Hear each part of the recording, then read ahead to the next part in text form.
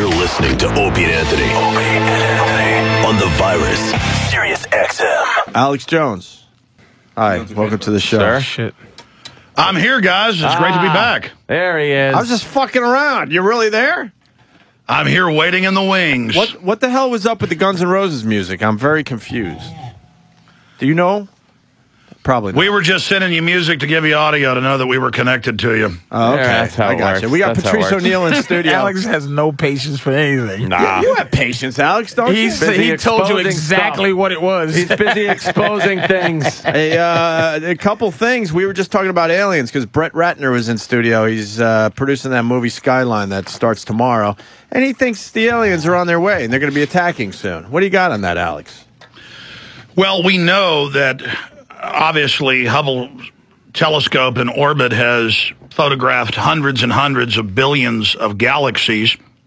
And now it's been able to look even further out into space and begin to photograph clusters of trillions of galaxies with just unbelievable amounts of planets orbiting those tens of trillions of suns. And so there's no doubt that there's life in the universe outside of our tiny planet, two-thirds of the way out on the spiral arm of the Milky Way galaxy. That said, search the term Project Bluebeam.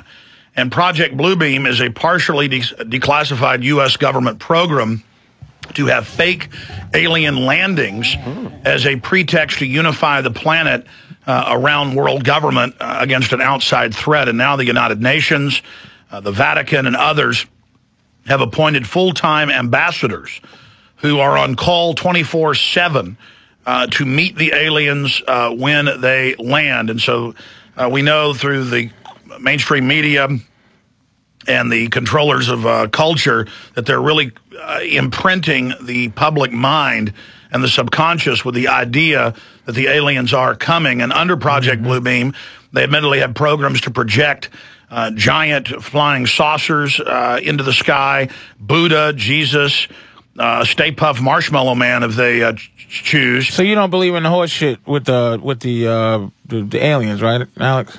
Well, I'm saying that I don't know if aliens have visited the Earth. But do you feel that way? Do you think that happened? I know that there's a government program to create fake flying saucers in the sky, and I know that the Air Force admits in the 40s, 50s, and 60s that the Army, Air Corps, and the Air Force and others hyped up the UFO phenomenon to cover up their secret personally, and I'm saying programs. Personally, your personal just... You know, you live in... Do you personally feel like there's aliens watching us? To be clear, I believe that there is life in the universe. I don't know if there's aliens. I feel the same way there's life, but I don't believe in fucking that they're watching us. And the only reason I don't believe it is because I don't believe if they had the technology or... Like, if we had the technology to watch things, that we would just be peeking for 10,000 years and then come out of a cloud and whatever. I just don't believe they're up there playing games. Well, Patrice, I tend to agree with you. And look, I mean, there are trillions and trillions and trillions of galaxies with hundreds of billions of stars per galaxy.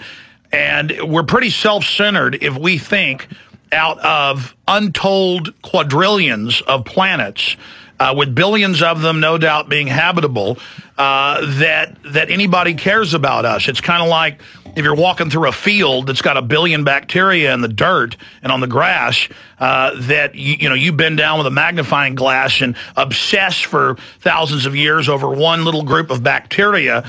Now, there is another view in all of this that my gut tells me that if the aliens are here, and if all of this just isn't an elaborate disinformation operation, and then a lot of fiction writers and people get tied into it, so it gets a life of its own, that these aliens reportedly, and it is in a lot of the ancient Sanskrit, the hieroglyphs, I've been down to the Aztec temples in Mexico that literally have what looks like rockets and jet aircraft carved on the walls, that if these aliens are really here, that it's not aliens, that it's humanoids or our progeny from hundreds, if not thousands of years in the future, who are coming back in time, and the quantum mechanics of Einstein and others have shown that this is real, that our advanced civilization may be time traveling back to manipulate the future or to study, or with all these abduction stories, maybe they need the genetics that they've lost from primitive times, so it's really us coming back. That's very interesting. confusing. No, I got what he's saying. You got it? You I'm on that? I want to switch gears here a little bit, talk about this missile. What are you hearing about the missile slash airplane? Well, they've had former NASA rocket engineers, rocket scientists, and they've had one of the former Joint Chiefs of Staff have been interviewed day one, saying that's clearly some type of sea-launched missile. Looks like something similar to a Polaris submarine launched. And we know that in 2000, you can actually search a North Korea-fired missile at Alaska 10 years ago. Of course, North Korea many times has fired missiles right over Japan, crashing into the ocean right off the coast to threaten them. They did it again a few years ago. North Korea fired a missile that came back into orbit. They fired it over the North Pole, because they're right over the pole. That's the shortest distance for an intercontinental ballistic missile. And then it didn't have good aerodynamics. It was a dud. It was a drone. It was a test missile, no warhead. And it broke up over Alaska, its intended target, and rained down. That actually came out in the Alaskan newspapers. It came out in AP. That they actually shot a missile and it hit U.S. soil. Yeah, this was 10 years ago. And so what even mainstream news is now saying is that quietly the Pentagon, some people are saying China or North Korea had a sub pop up off the West Coast and fired a test missile as a threat. And, of course, just a few months ago, the U.S., the South Koreans, and the Japanese were out in the South China Sea and were firing test missiles as well. So this is what governments do, kind of like when they'd send the Russian Bear nuke bombers over during the Cold War. Yeah, They've started doing that again. We knew they were coming. How the hell does somebody get that close, especially someone with like North Korea, get that close to the coast of the United States? Well, it's international waters. They've had cases. Notice tensions are very high right now because the private Federal Reserve has announced $600 billion to $1 trillion of QE2, quantitative easing, or monetization of debt, which is going to devalue all global currencies. Yeah, just printing money. And cause inflation because the dollar is the world reserve currency, so it's causing global problems. The Chinese government's downgraded our credit rating. They've been threatening us. The Russians are threatening the French, the German banking minister, finance minister. And so there's a lot of saber rattling, both economic and military, going on. And clearly it's not a contrail like the media tried to spin it later. Some type of powerful missile was launched off the coast. We only have territorial waters 12 miles out. What would be the upside of them not acknowledging that that's exactly what it is and letting the people know that a foreign country is launching test missiles right off our beach? Well, it was only in a few newspapers that North Korea actually fired a test missile and then it broke up and parts of it rained down on Alaska 10 years ago. Off the coast of California, though, like in this day and age, sure. That's a little much. Like, what's the upside of them keeping it secret? Well, the upside is the government likes to play like they're God and are all-controlling and all-powerful and can protect us. And governments do these type of things really on a routine basis to menace each other. And so it is a escalation, kind of a threatening form of diplomacy. Look, you can just search this. Or you've probably seen it. You guys are news hounds. We keep hearing about off the coast of Florida in the Atlantic, or off the coast of Japan, or in the Persian Gulf, Chinese and Russian subs popping up right behind our aircraft carriers, and then it's become a big deal because. And some admirals have even gotten in trouble because with the advanced sonar, how are they letting the Chinese and the Russians basically shadow and menace the fleets?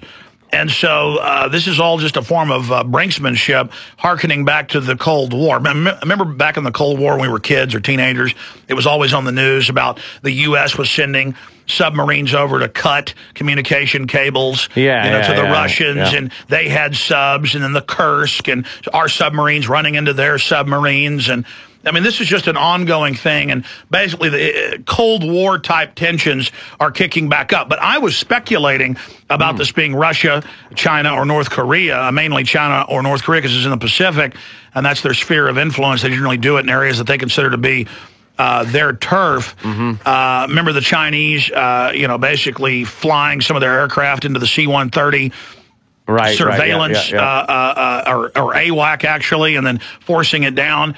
I mean, this is just ongoing type behavior. But what we do know is former top brass in the Pentagon, one of them a chairman of the Joint Chiefs of Staff or a member of the Joint Chiefs of Staff, and members of NASA have come out and laughed and said, that's obviously a giant missile trail, some type of ship or submarine launch system. It looks just like a Polaris nuke launch. And we know that if you go back to Bill Clinton, he got in a lot of trouble for helping transfer through Loral and Hughes the missile systems to North Korea and China. I understand the missile system, but do you honestly think North Korea has nuclear sub capability? I'm not saying it was a nuclear sub. They've got a bunch of diesel subs. Many of our subs are diesel because they tend to be more reliable in many cases and don't take as much maintenance. I'm saying they launched a warhead-free drone missile is what they're called. But like they even have the technology enough to launch a missile from a submarine at this point, because their launches really are kind of archaic. When you look at their land, they've done submarine launch tests. They're off their coast over Japan, and they've done ground-based, and a lot of it's their long-range 8,000-mile ICBMs that rarely make it into orbit. And so you're right. Look, I don't know. I mean, in fact, I haven't really covered this much on Infowars.com and PrisonPlanet.com or on my own little radio show, because when I can't document something, I don't really talk about it much. You guys raised it. It's kind of like the alien thing. I don't really cover aliens because I can't prove it one way or the other. The Virus. Sirius-XM. This